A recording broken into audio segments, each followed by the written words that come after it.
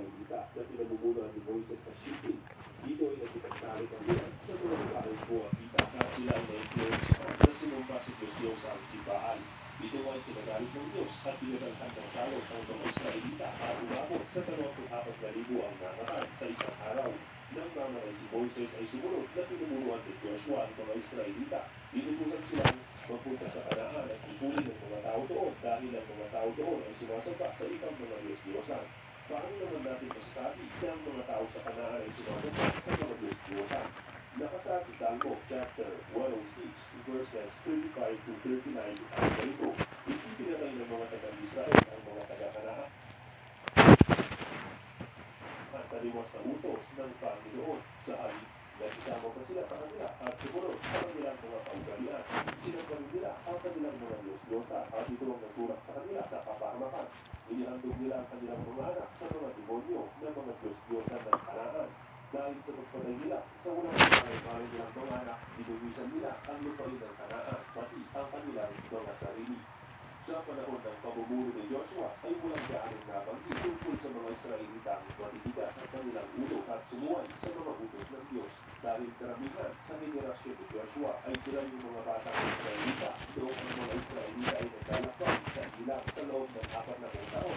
Nakita nila na pag-aralan na ang mga utos ng Diyos ay dapat sundin dahil kung hindi ay kapahamakan ng kapalit ng pagsuway nito. Nasaksiyan din nila mismo ang mga mirakulo na ginawa ng Diyos sa mamamagitan ni Moises. Kaya sa panahon din ni Joshua ay suportado ng Diyos ang mga Israelita at lagi silang nagtatagumpay sa kanilang pakikipaglaban.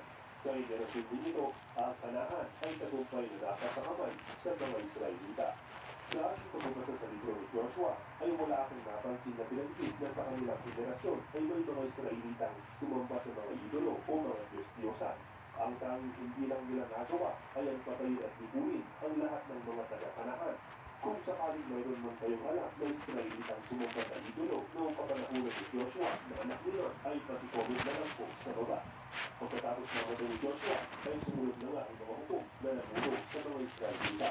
Sa panahon ng mga hukom na ito ay nabuhay ang mga sumunod na henerasyon dahil hindi nakakita sa mga mirakulo ipinakita ng Diyos sa mga Israelita at sila ay naging pasaway na naman.